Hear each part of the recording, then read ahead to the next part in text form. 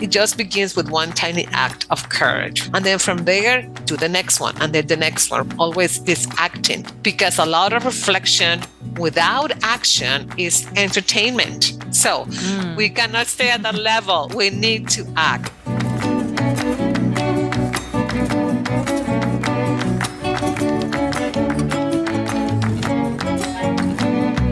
Welcome to LatinX Can, a podcast showcasing Latinx professionals who turn their dreams into realities.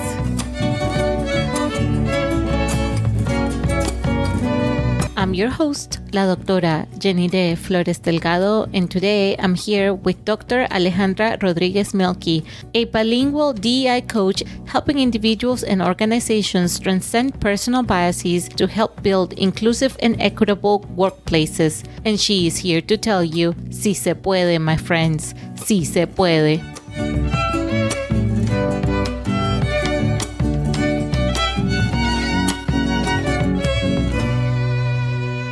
Dr. Alejandra Rodriguez Mielke, welcome to LatinX Can. Thank you, Jenny. Thank you for having me. I'm very happy to be here today. I'm happy that you reached out. I think we've seen each other on LinkedIn for a while, and it's really great now to see similar minds, similar people, and like similar missions, and then now we can reach out online and make things happen. It's really cool. Yes. I am a big fan of LinkedIn with its good things and its bad things, but I believe it's a good platform. And I also believe in reaching out, in networking, and in connecting with people. I think the stronger we can develop those relationships and networks, it's going to be a great thing for everyone. So I'm a firm believer in the power of relationships. So yes, I'm very happy to be here. And I hope that I can make more connections after this. So let's start by talking a little bit about your story and where your story begins. Excellent. Well, let me tell you. Actually, yesterday, August 4th, was my 22nd anniversary of moving to this country. So it was on August 4th, 2000. I drove from Monterrey, Mexico, and that's where I am from originally, to Austin, Texas, and to begin a PhD program at the University of Texas at Austin. So that's how I came to this country. Before that, I had been a teacher. I actually was my first major was marketing when I was in college. However, and we can talk more about this because I never believed that I was very good at math, and there was some math in marketing. So some of those limiting beliefs that we create for ourselves. And I switched my major and I became an English major. I actually majored in English, and then I became a teacher. I worked in the education field for a long time.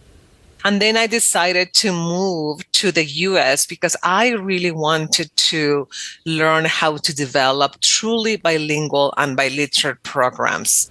I was working in an English immersion school in Mexico, in Monterrey, and I really wanted to create truly bilingual programs, not an English immersion, but I wanted to have like a true 50-50 in terms of languages. So I decided to come to UT. And they took me. They said yes to me. And another funny story is that when I applied and I took the GRE and they accepted me, and then the first or the second day I went to the office of admissions, and I asked the man who was working there, "Why did you take me?" I was all these ideas that you don't believe that you belong in certain places, right? All these ideas that you seem like you're out of place, or this is not for me, they made a mistake, but it was all these ideas that you create for yourself and your experience, right? But they kept me, and I finished my PhD, and I, more than getting answers, I got a lot of questions. As any good PhD program, you end up with always more questions that you want to find out, right? You want to keep learning, you want to keep growing, you want to keep figuring out things. So as a good PhD program, that's what I ended up with, right? So it was a fantastic experience. And and I'm very happy that I was here, and I was lucky, and it was difficult. I have to admit, you know what I'm talking about. It was a difficult enterprise, but I learned a lot about me mostly, and people that had come before me, and I ended up with a lot of questions of how and what we can do to continue improving this world to make it a better place. Yeah. I can relate to what you say, not believing that you belong once they accept you into the program. When I was applying for my PhD program, for example, I did my undergrad here and I took the GRE while I was still in my undergrad. And I thought, I don't know how people are doing this because it's actually not an easy test to take. I didn't do really well on it. I think I did better in English than in math. And I was a chemist. I should have done better in math. But I think what happened, though, is that during that process, just having that anxiety that, oh my gosh, what if I'm not good enough to be accepted? What if these 4 universities I'm applying to, none of them are going to take me in? And you're like, when it happens, you're like, oh man, I don't know. I must have fooled them. Yes, we live with that. Oh, they'll find out. They're going to find out. This is the year they're going to find out that I'm a fraud. So yes, there was a lot of that. And also, I had only applied to one university. I had only applied to UT Austin. And let me tell you why. Because for me, leaving my country, because I moved as an older adult, I mean, not older, but a little bit, I was not a child or a teenager. I was very conscious about not wanting to be far away from Mexico. So I said, it's Austin or it's Austin, because I was not going to move to Connecticut or New Hampshire because I really wanted to stay connected to my Mexico. For me, my country, my life there is ridiculously important, and I was not going to go far away. So that was it. So I had no other option. They took me and I was like, wow, okay, it's happening. So yes, completely that idea of like, what am I doing here? I left my country. What am I doing here? And what is going to happen? But like I said, taking all these risks, because they're risks, right? And even though I already spoke the language, I had visited Austin several times before, it is always challenging to leave your homeland. It's impactful, it's tough, if you want to put it that way, but it's essential to understand that for any immigrant, that action of moving, even though is pushed by our desire to improve, also comes with a heavy burden of leaving behind. So it's very important to understand that about immigration and immigrants, right? And for someone like me who had the language, who had certain cultural capital about how to manage the US, right? I had watched US sitcoms. I kind of understood a little bit of the humor. So it was still challenging. So it is important to keep that in mind when we talk about immigrants who come with maybe not the same resources or the same preparation. Absolutely. I don't know that when I was in Florida, I encountered this that much. But when I moved to Texas A&M to do my PhD, I had a lot of people talk about the immigrants that cross the border illegally, for example. And I just could never understand how people look at people who take that risk, right? Because they're risking their lives for more opportunities on this side of the border. And that's exactly what I was telling them. Like I came here with all the resources that I could have ever imagined. And it was still hard. And it was my decision to come here. Imagine what those people need to be going through to risk everything, to risk their lives, to come to find opportunities on this side. And because most people in the US don't leave the US, ever, it's really hard, right? To at some point think about how hard it is and why you would have made a decision like that. Yeah, exactly. Why would have had to happen for you to decide to leave your homeland? Because as we were talking about before this conversation, it's like I spent some time in Mexico now, and I was telling you how amazing is to go back to your homeland. I mean, that sense of belonging, that sense of being where you're supposed to be, that sense of understanding everything, being able to fit, right, is something that is unmatchable. And when you are, for whatever reason, you have to leave that behind, it is quite a challenge. No, absolutely. Say for me, it's like Venezuela is the only place where people can't tell me I don't belong, right? Like this is it. I mean, I don't have anywhere to go. This is it. And it is very, very important to remember that human beings need that sense of belonging, that grounding, that feeling of like, I fit here, I'm fine here, I'm not threatened here, right? That is so essential for us to survive. Yeah. Wow. And so when you came to the US and you wanted to really learn how to develop truly bilingual programs, just truly bilingual curricula, right? I believe it was at that time when you started doing your research for your program that you realized that you didn't really know the reality of the US and the challenges facing the US at that time and potentially to this day. Can you talk more about the things that you saw and the realities that you became aware of? Yes, of course. So I was very lucky to be grabbed very quickly to work at the university because I was a bilingual person and I had been in education for a long time. So they quickly took me to work in all these bilingual education projects. So that put me right, maybe day number 15, and I was already in schools, visiting schools and working with teachers. So I had come to learn, right, like I said before, how to really develop these bilingual programs because I had heard about bilingual education in the US as a success. So I was here to learn about that. However, when I came here, one of the things that I realized quickly was that bilingual education was not designed to be something to be really proud of, although people were very proud of, but it was more like a medicine. People had realized that there was this problem, and I'm using quotes, this problem that students did not have English. So they realized that if they would give them some Spanish to begin with, the first couple of years, they would switch to English faster and better. So bilingual education was just kind of like in the meantime, just there, just to help these kids, kind of medicine. Let's give them this so they can switch to English as fast as we can.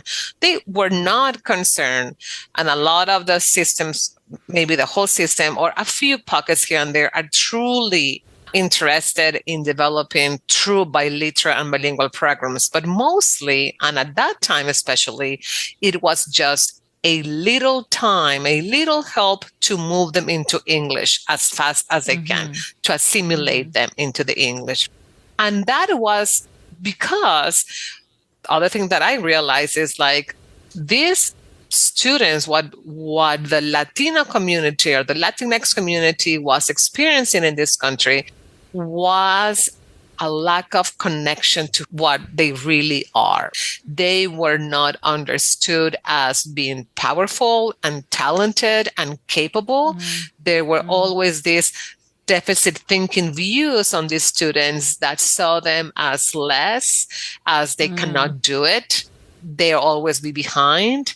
Their parents don't care about education. They do not know how to participate in the school. So all this lacking, they were always, all these ideas of all these students are lacking all these things that the other students are not lacking and that they have, and that they will benefit them. And I'm talking about the Latinx community and the Latinx students because those were the students that I work with. And of course, there are other groups that had similar experiences. But in my case, I realized that there was all this, like I said, deficit thinking views on these students and their families as not being capable, talented, interested in education. So it was, I had also come, and I would like to say this because I had also come to this country with the idea that the civil rights movement in the 60s had taken care of a lot of discrimination and segregation problems that it had been experienced here before. But I realized, based on the attitudes and comments and opinions that I saw in a lot of the school districts on these students, on Latinx students, that even though civil rights movement had helped somehow, there were still a lot of views on these students as not being the same as the others. Capable and talented, always needed to be fixed. And that was something like, it was problematic, right? It was not an asset. Being bilingual and being bicultural was never considered an asset, was never considered as like, oh, yes, these kids can speak two languages. These kids can survive in two worlds. These kids can go back and forth. These kids are translated for their parents. And I don't want to generalize, of course. We're talking about majority of things that I saw. Of course, I saw fantastic teachers and fantastic classrooms where there was a true and real attempt to understand these kids for what they brought to the game, to understand their assets and their advantages and all that. But generally speaking, most of these kids were seen as problematic, as a problem to solve. Yeah. I think about what you're saying of being bilingual, being multilingual and multicultural really is a superpower, and not being able to understand that and to see it that way. And even going back to, thinking that immigrant parents are not really interested in education. Whereas if you're from an immigrant family, you know that your parents are expecting you to invent a new program after the PhD and get that one too. One PhD is not enough, get three, That's like the ultimate thing, because as immigrants, we know that education is one of those tools that is perhaps the most powerful tool that we're going to have in order to be able to progress and to have a better life, which is what they came here for. Exactly. And what we have to keep in mind is that all these ideas of being interested in school, for example, in quotation mark, or being professional, in quotation marks, all these are very specific concepts that can be seen in different ways according to culture. So for a certain group, being interested in school might look in one way, and for another group, it might look in a totally different way. So when you say, oh, these parents are not interested in school, you have to really, of course, and that is what they don't do, right? This kind of thinking, this kind of analysis is like, what do I mean by that? What does it mean to be interested in school? How does it look like?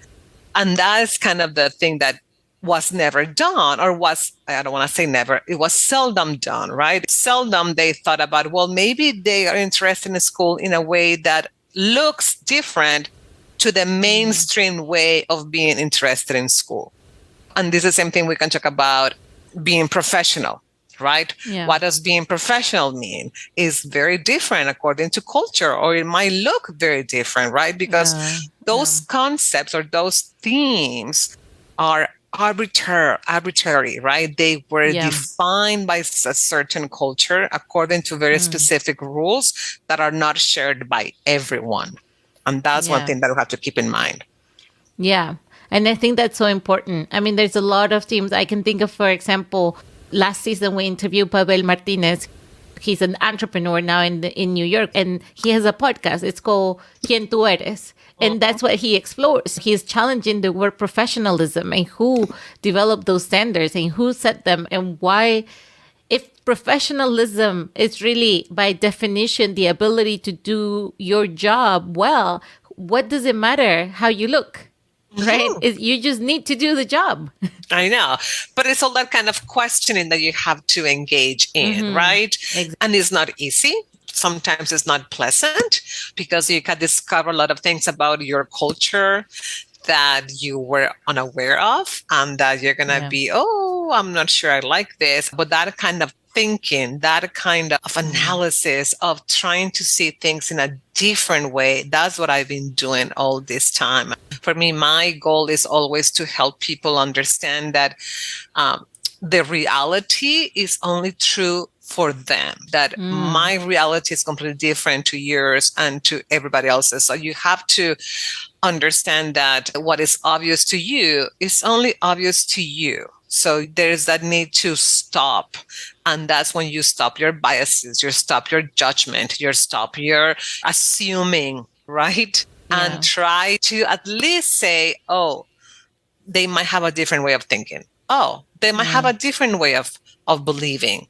Oh, they might have different priorities. That would be a first good step, right? It's like, oh, maybe being professional. I'm wondering if that other group thinks about it differently. Oh, I wonder if that employee thinks about it differently. What can I learn, right? And that is the kind of thinking that I want to promote. Some of the work that you did was trying to understand how to better support bilingual children in their education. Based on your experience, what are some of the things that can be done both by the system and by individuals, like maybe teachers, to set up immigrant children for success? So when I worked in education, my main tool was culturally relevant education. It's understanding first that we need to see these students as capable, as talented, as having a lot of potential, and then understand more about their culture and not only learn about Cinco de Mayo, but really learn about the families, who is behind that face, that name, that experience.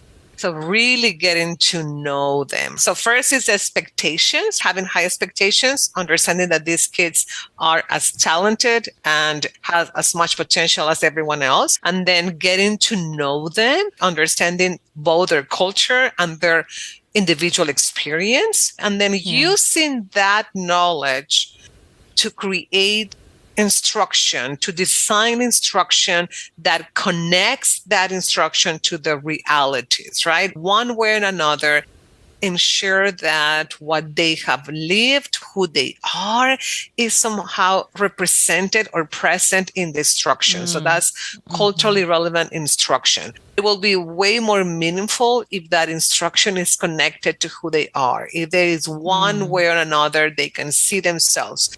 When there's a sense of belonging. So what we're just talking about, right? When they feel they fit, they don't feel threatened. When you have the high expectations and some sense of belonging, then there is a good combination for students to really succeed in schools. It's like somebody's expecting you to step it up, to live up. They know that you have potential and they're trying to help you and they expect you to try and live up to that potential. Exactly. And I see myself there. For my dissertation years ago, I followed 3 Mexican origin middle school girls in their schooling, and I took all kinds of notes. It was a qualitative research project. And what I found out is that what these girls could do in terms of language and literacy, the writing, the reading, the music, the storytelling, all that kind of language and literacy practices that they did outside of the school as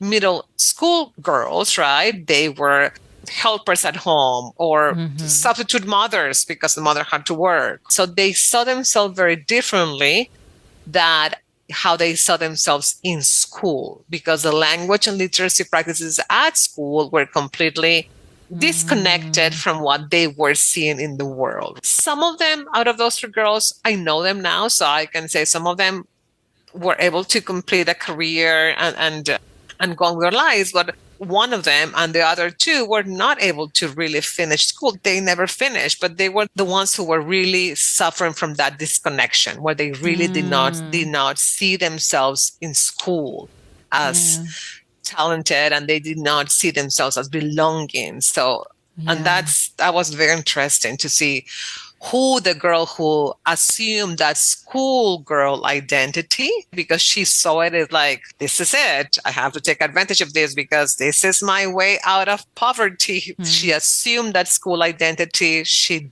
played the game. And of course, now she has a career. She's a nurse and etc. Right?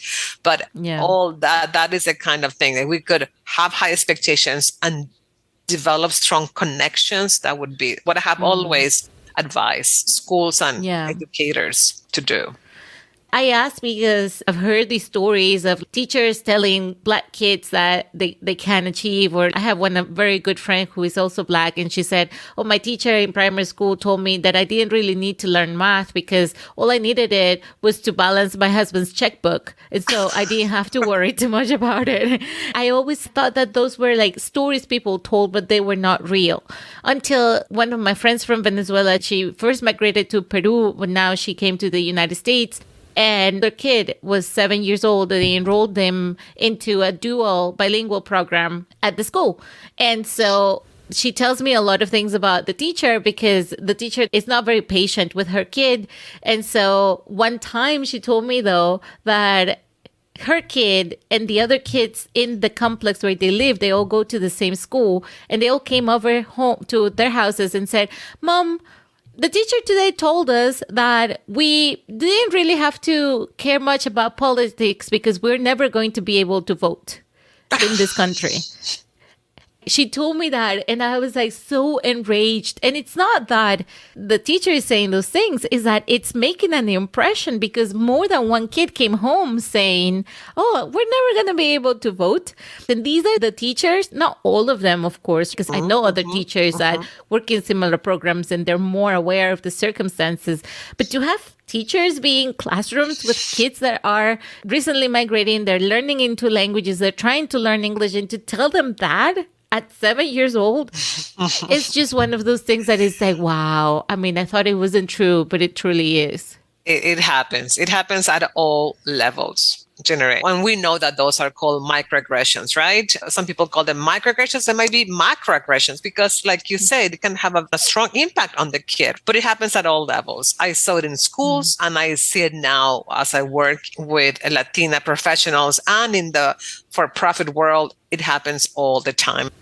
So you now work in the consulting world, right? You made your transition between doing your PhD, doing research, and you took a lot of your learnings from working with bilingual kids, with multicultural kids, into now the work that you do now as a consultant. And you work with both individuals and with organizations. And when you work with individuals, it's mostly Latinas who are looking to get to the next level in their careers.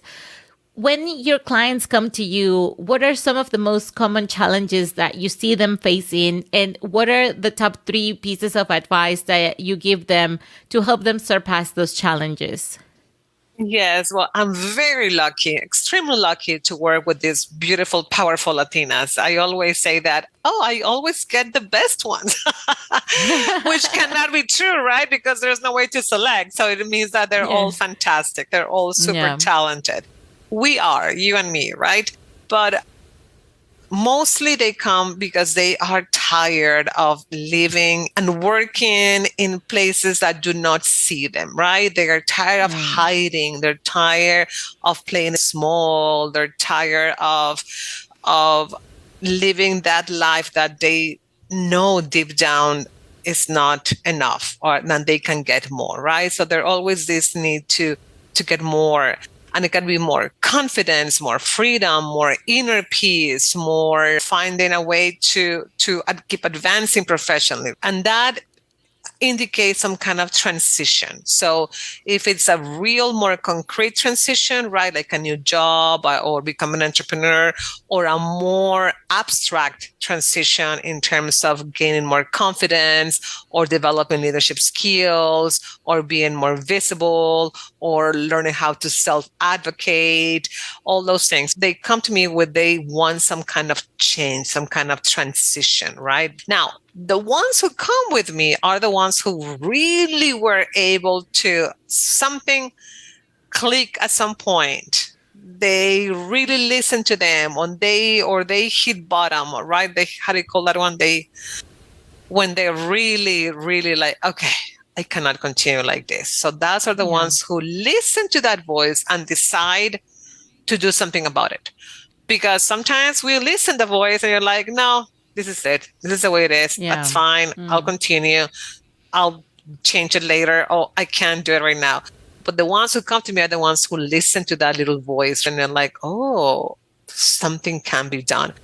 And I'm very happy to see more and more Latinas taking that chance on themselves, investing on themselves, because we usually put ourselves to the very last, right? First, this, and then we're at the very bottom.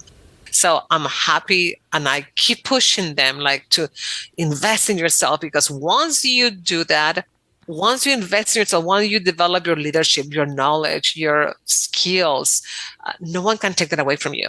No one can take that from you. It's with you forever. So the advice that I always give in general terms, because of course it's very specific, but in general terms, like I said, listen to that voice.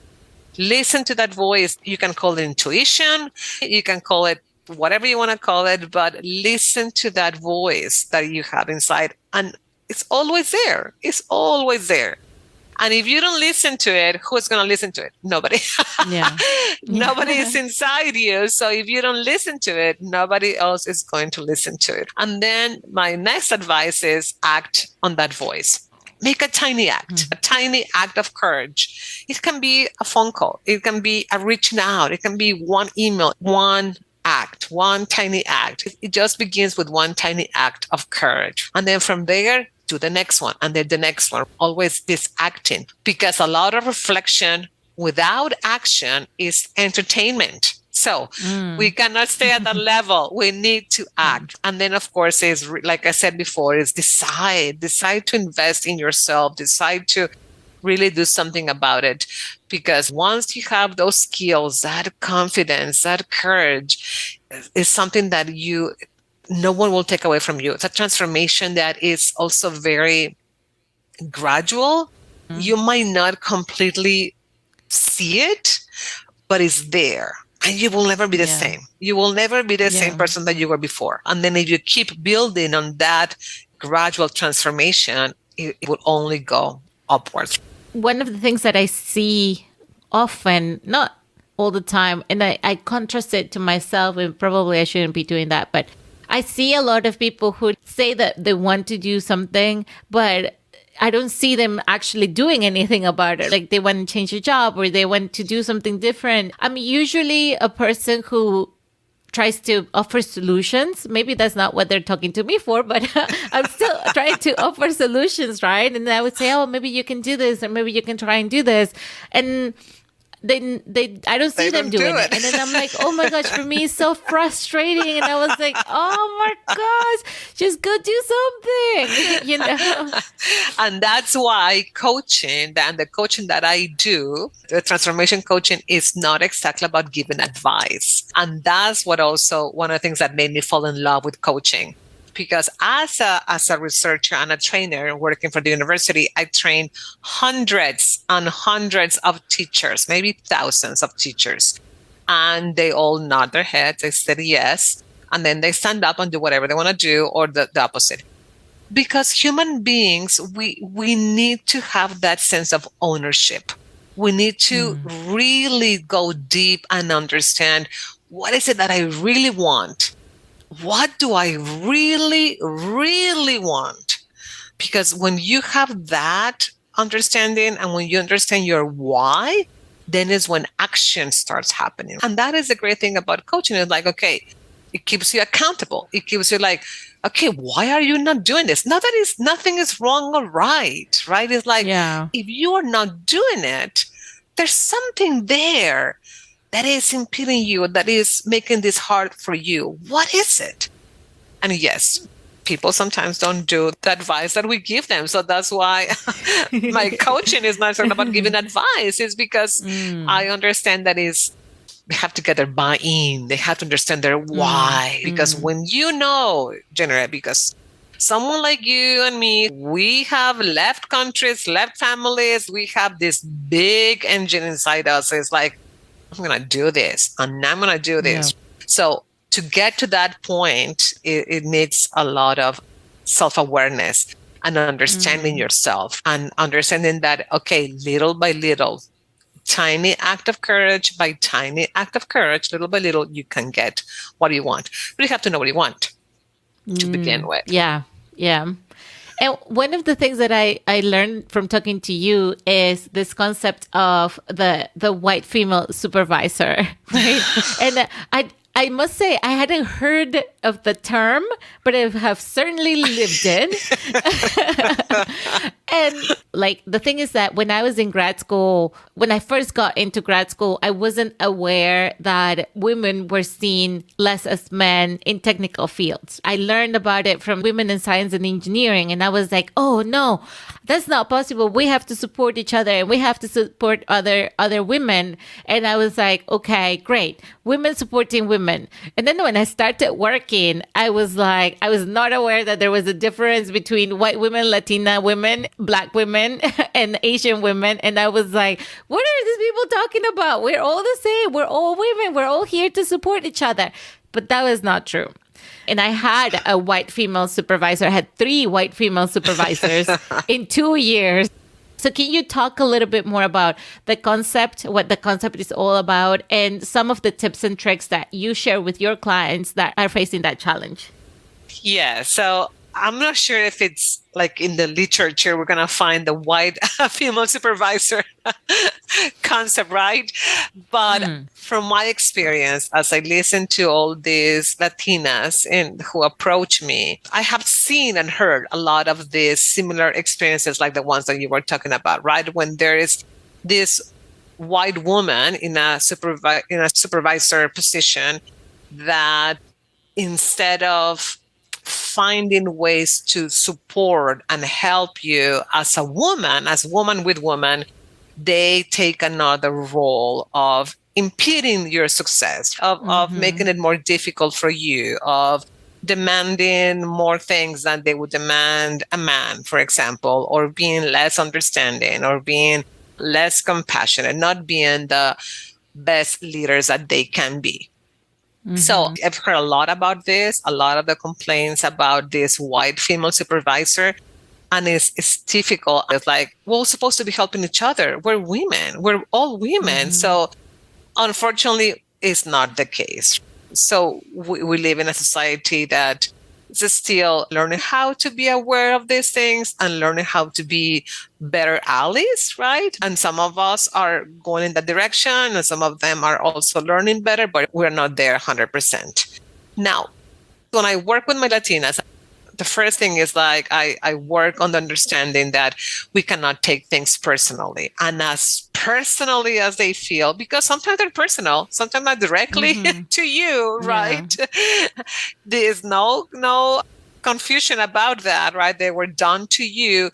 It's very important to separate the action from me, right? If that person is doing something, is her problem, is her issues, is her way, right? And in no way is going to say anything about who I am, the person that I am, my talents, my skills, my possibilities, right? So that distancing from whatever they say or whatever they do might impact me, but won't change who I am. And that's very key. It might impact my work. It might make it more difficult, but it won't change the person that I am. No one has the power to change who you are and who you are becoming and who you want to become. That's number one thing, right? And I always try to present that also as an opportunity. And one of my favorite questions is, what is this giving you the opportunity to do? Or to learn. What can I do so that I can gain something out of this? It might be that I will practice my communication skills. It will be that I'm going to practice my self-advocating skills. It might give me the opportunity to do something, right? It might be hard. It will be hard, right? But at least we are understanding that as an opportunity to learn or develop something, right? We are not going to be changing them. I mean, unless you want to go into that education route that, I mean, it takes two to educate the teacher and the student who wants to learn, right? So it's not about changing them. It's about understanding that it won't impact you and that you have an opportunity to learn something, to develop something, right? Maybe just listening skills. Let me see how I can learn. Maybe reflective listening, right? When you listen and then you kind of say it back very carefully. Like, oh, from what I'm hearing, you're saying that. And then you repeat back what you heard. Even that skill is a fantastic skill to develop as a leader, right? That reflective listening. So, and then you can even practice that, right? You can practice and in self-advocating, what am I going to do? Because I have to defend, and that I don't like that word, but I have to say something about this. How am I going to prepare myself to bring different information to what she is giving me? What research am I going to do? So it's always for me an opportunity to develop a skill. And that requires generate self-awareness. Like, okay, what do I need? Okay, so instead of going all like, oh, this person is totally against me, and might be the case, right? We don't know. I'm taking it to see what can I learn and practice from this. Yeah.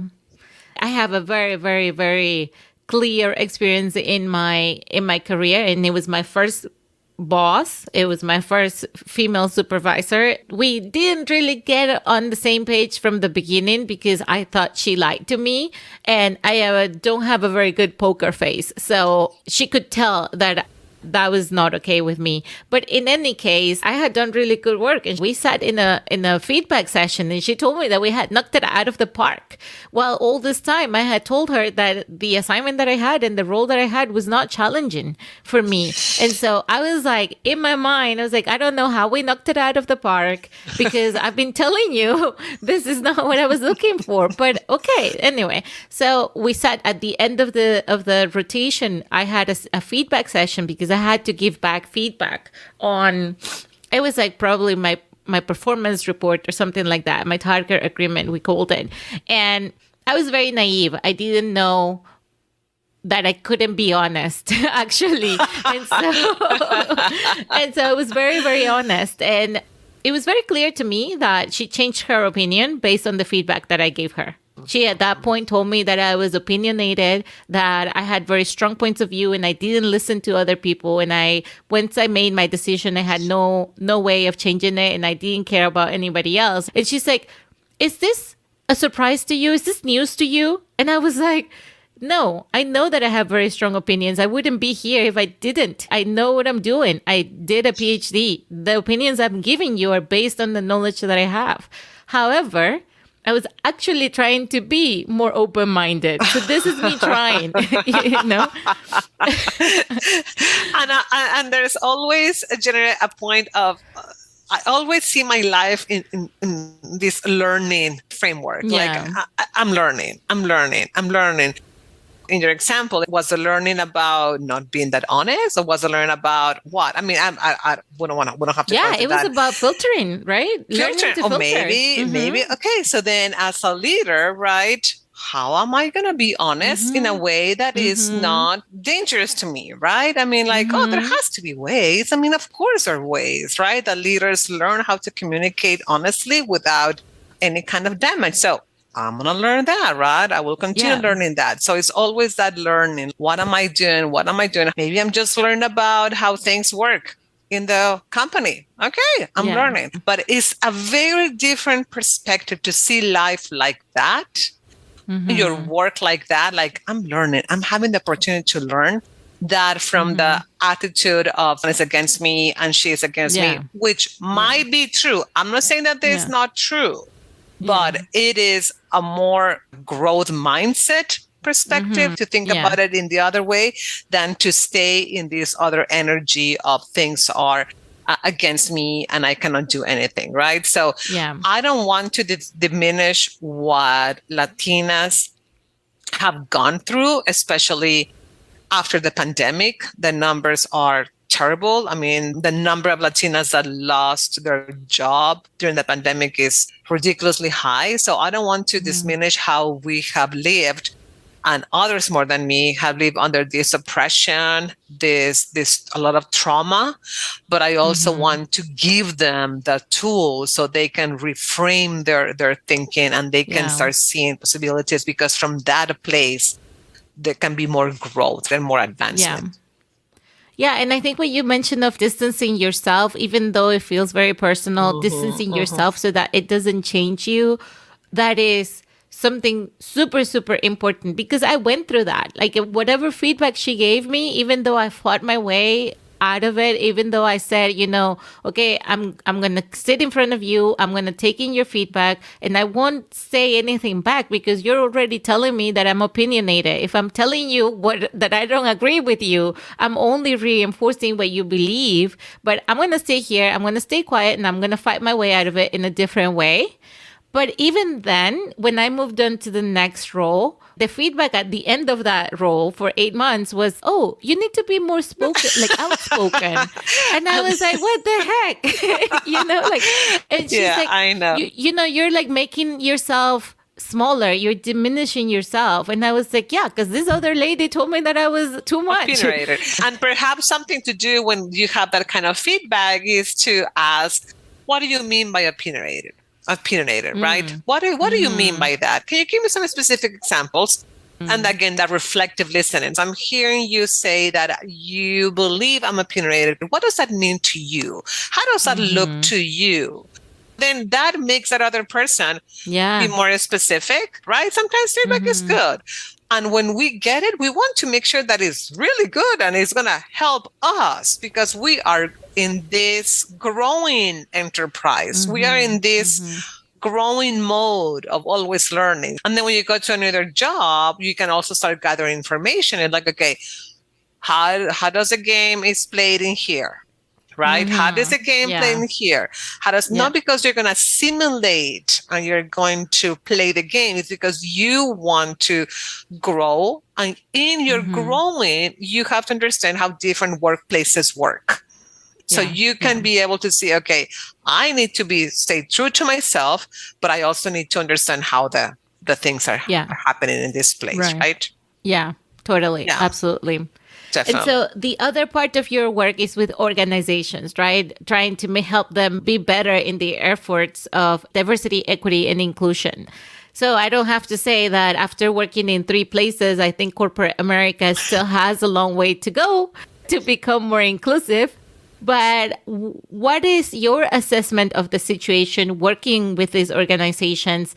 And what are some of the things that you help these organizations learn and do better? So when I moved to DI in corporate America, as we call it, after working a long time in kind of the same field, education, and seeing all the things that I had seen in education, I was under the idea, under the impression that because there's money on the table and because research has proven that more inclusive workplaces, more diverse and inclusive workplaces are more profitable, more efficient, more effective, and corporations like to make money. So I said, since there's money on the table, the efforts towards diversity and inclusion are going to be done in a better way, right? So that was my understanding. Unfortunately, that's not the case. So we are still growing. I think there is a lot of room for improvement. A lot of companies engage in this field at a very superficial level. They do what is called performative DEI work just to look good, to show to the world that they're doing something. And maybe that something is just trainings. There are other companies that are engaging in deeper work. And sometimes they hire a chief diversity officer, who is a very difficult position because they usually is a department of one person. They don't have the resources. They don't have the power to do to take decisions and take action. So it doesn't work that well. So there's still a lot of room to grow. I don't want to say that nothing has improved and nothing has been done. There has some things that have been done. We are more inclusive sometimes in our language. We're more inclusive in the hiring, more diverse, but there's a lot of room to grow because companies are run by humans.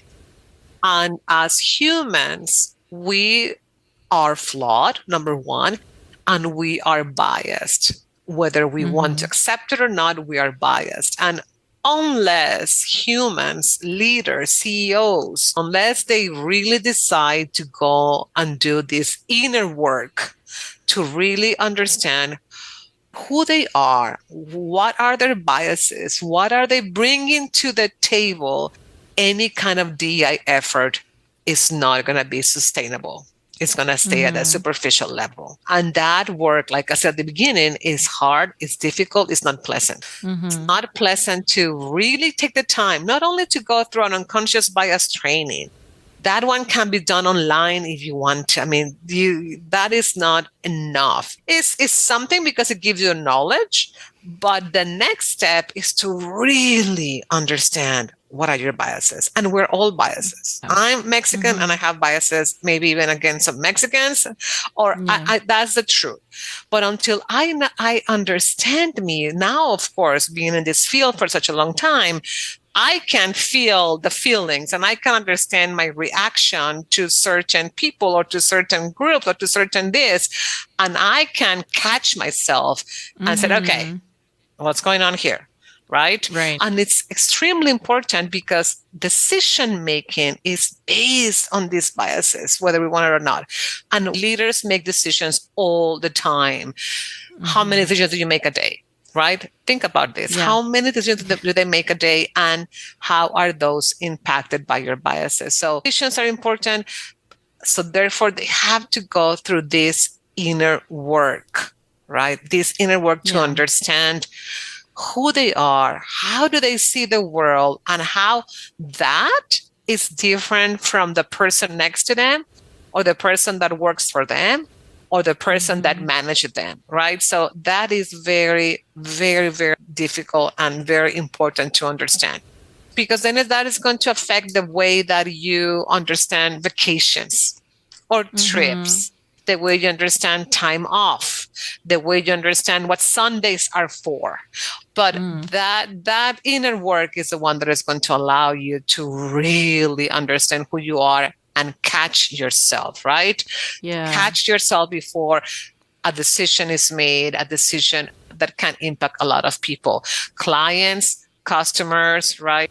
Services provided, all these things. So that is my big thing. In addition to the training, we need to do that kind of inner work necessary to know ourselves. And that's very hard. I mean, it's hard, not only because you have to look at yourself and do the introspection, and you have to realize that you have biases. We did an exercise at one of my companies where it was women in business. It was the group, and we wanted to talk about unconscious biases. And so we all did the implicit association test, and we did it for women. And the results, it was like 10 women, 8 women or something. And it showed that 80% of the women that took the test were biased against women. And they didn't think that women deserved more money for the work that they did. And the worst thing is that of those, maybe if we were 8, maybe 3 or 4 were the primary earners, breadwinners. Yeah. And so it's like we all did it. We talked about it. We're like, this is, I mean, it's not just to tell you that you're a racist. It's not. It's for us to realize that we all suffer these things. And I think the hardest part is, like you're saying, having a reaction and then trying to catch yourself and say, ooh, why am I having that reaction? What is behind this? And that takes time, and it's not aligned with the fast pace of Exactly what I was going to say. We are not used to, we have not been programmed to do that kind of thinking and observing, right, and reflecting. We have not been trained to do that, especially in this country. We are go, go, go, and the fastest, the better, and that's where we are. And definitely that is the kind of work that we need to do. And I always, every single one of my projects with corporations, I always begin with that assessment. I always, because I need people to understand where they are. And it's, of course, it's not to take the test and that's it, right? There's a lot more than that. But it's a first step, like, to understand and be surprised by it and people don't like it. They complain about it. They don't like how it's been designed, and they have all kinds of excuses, and not excuses, real sentiments, but it's a first step because they're so ingrained. What we have to understand is that we have been living in this Western society for hundreds of years. So it's not new. It's not something that just came like from two decades ago. It's ingrained deep down in your culture, right? Yeah. And it's for us to peel and get to that core is hard because it's so part of us. And I say it as a Mexican, as a Latina, the way that I have been raised is about serving. I'm going to be honest, serving others, being useful, being a good mother, being a good wife, and just being of help, right? And of course, every person has a different reality, but I'm talking about these archetypes of the culture that is so ingrained in me that when I least expect it, a certain action is there, and I'm like, oh, what am I saying this? Why am I doing this? Why am I feeling guilty because I did not take the trash out, or for example, right? Who knows? But it is so ingrained. So that's why the coaching, my work with organizations begins with that assessment and has a lot of self-awareness, has a lot of GI coaching, because I believe that leaders can be done, right? Leaders are done, are created, are made, whatever the right word is. And inclusive leaders need to understand that need for the self-awareness, to have exposure to others, to be in contact with different ideas, opinions, beliefs, ways of being, ways of doing, in order to be successful, inclusive leaders. And in the future, in the years to come, leaders, all leaders, you're not going to be able, I will be an inclusive leader. Oh, well, I won't. No, I won't. No, there will be no, that you have to, because the world is changing demographically. And that is going to be required of you to be able to manage a way more diverse society that is coming in the years to come. Right? Absolutely. Yeah. I agree 100%. So now for the fun part, I think, lighten it up a little bit.